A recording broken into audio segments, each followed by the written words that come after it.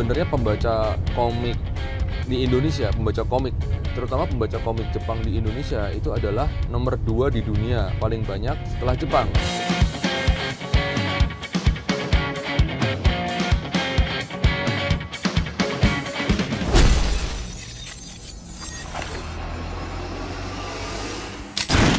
Kalau di Indonesia ya kita mungkin ya one of the best lah. The best. Ya mungkin.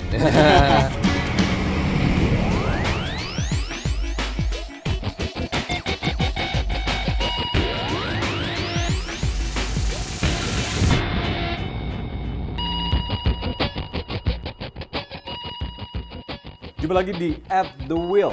Anda tentu tahu G.I. Joe dan juga Transformers, dua film yang telah mendunia. Namun Anda perlu tahu bahwa Hasbro, produsen mainan atau action figure khususnya untuk dua karakter tersebut, telah memakai karya anak bangsa. Yaitu orang yang saya curi waktunya kali ini, yang juga telah menelurkan produk-produk komik, salah satunya adalah Rion Comics. Chris Lee. Today is the first day. Film bertemakan superhero semakin membanjiri layar lebar di dunia. Hampir seluruhnya berasal dari tokoh-tokoh dari komik yang digemari. Bentuk desain atau visual dari tokoh ini ternyata dilahirkan oleh kreasi sejumlah ilustrator dunia, termaksud Indonesia.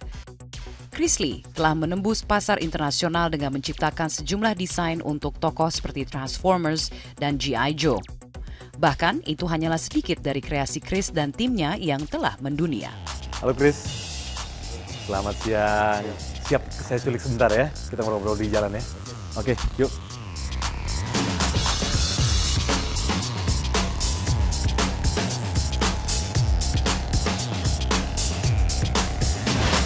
Chris, kalau lihat dari industri komik dan juga ilustrasi di Indonesia, seperti apa di mata Chris sendiri?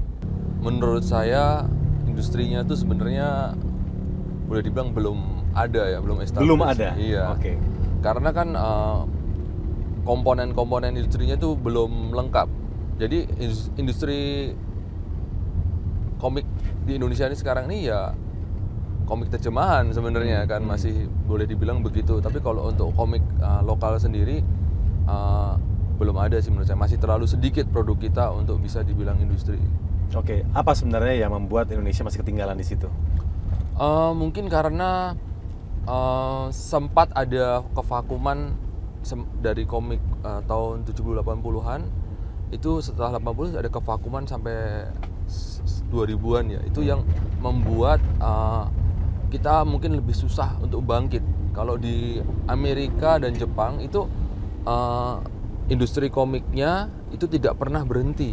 Nah, kalau dari tumbuhnya komik-komik Indonesia atau komik-komik lokal saat ini, tadi kan sudah dikatakan sedikit sebenarnya masih.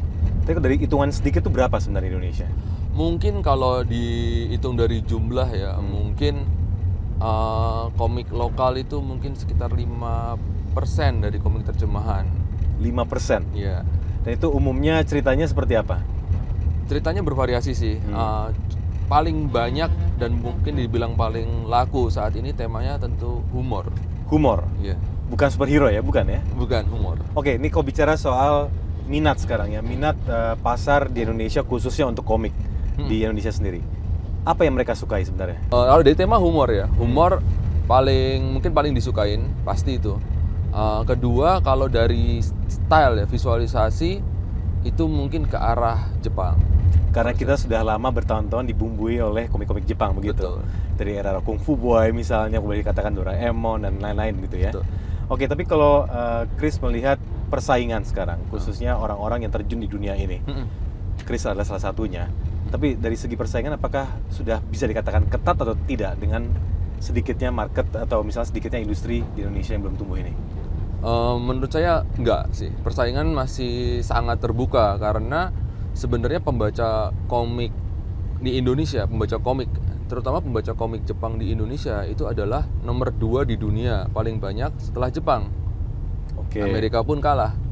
Nah, berarti marketnya sangat besar. Nah, bagaimana kita bisa menjangkau market itu sebenarnya? Nah, dari sedikitnya penerbit komik Indonesia yang sekarang ini ada di Indonesia itu masih nggak cukup gitu. Dan kalau dari saya lihat tiap-tiap penerbit itu mempunyai visi dan preference sendiri-sendiri ya, dari sisi komik, tema komik maupun sisi visual yang diterbitkan. Jadi saya nggak ngerasa ada persaingan, justru saling, kita semua punya kue masing-masing gitu loh yang digarap gitu.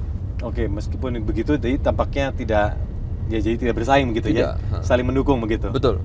Oke, tapi kalau saling mendukung sendiri, kalau dari segi market, apakah memang komik di Indonesia sendiri belum tumbuh karena memang tidak ada produsen-produsen yang ingin memproduksi, atau memang minatnya memang belum ke situ? Ada sih yang produksi, sudah ada sebenarnya, cuma memang kurang banyak. Karena begini, kalau dari sisi bisnis ya, penerbitan ya, itu akan jauh lebih murah dan lebih mudah dan lebih cepat kalau menerjemahkan komik luar. Dan sudah proven, misalnya ini udah laris di beberapa negara, di Indonesia kemungkinan besar bakal laris, daripada take chances bikin komik sendiri dari komikus lokal. Jadi itulah sebabnya sih produksi komik lokal masih sedikit. Dan memang Chris sendiri adalah salah satu yang justru memang mengakui bahwa memang dari segi production sendiri lebih banyak dari luar, untuk keluar begitu klien-kliennya ya. Kalau dari Caravan iya betul. Iya. Dan ini apakah ada yang Chris lakukan khususnya untuk mendorong agar industri ini tumbuh di Indonesia? Nah, salah satunya saya dengan 2 orang partner saya mendirikan Reon Comics. Jadi sebuah penerbitan komik Indonesia yang komiknya semua produksi komikus Indonesia. Tujuan saya selain memperkenalkan ya komik Indonesia ini ke pembaca, bahwa ini loh komikus Indonesia tuh bisa bikin komik yang sebagus ini udahan gitu. Kedua, saya ingin supaya komikus-komikus Indonesia itu bisa hidup dari karya ciptanya ketika mereka tua nanti. Tapi kan ini kan kalau bicara seperti itu kan bicara copyright nih. Betul. Tapi kan di Indonesia copyright, seperti Chris tahu sendiri, copyright menjadi salah satu hal yang bukan prioritas utama, dan tampaknya di industri manapun juga masih menuntut namanya hal copyright. Sebenarnya kalau saya sekarang mikirnya simpel dulu, karena komik Indonesia sendiri itu atau karakter Indonesia itu masih belum banyak dikenal.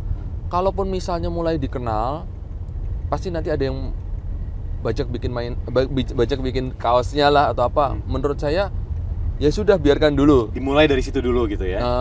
Mereka karena dengan mereka membuat kaos-kaos itu secara ilegal itu akan membuat justru memperluas karakter saya makin banyak diketahui orang, komik saya makin banyak dilihat orang. Oke, ini singkat saja. Jadi jalan satu-satunya lagi yang lain adalah bagaimana untuk membawa komikus-komikus ini bisa dikenal di Indonesia. Tapi dari segi copyright ini berarti apalagi ya jalan yang harus dilakukan? Apakah akan berusaha mengembangkan nama mereka di luar juga atau bagaimana? Iya, jadi pertama pasti karya cipta komik ini kita daftarkan di Haki ya.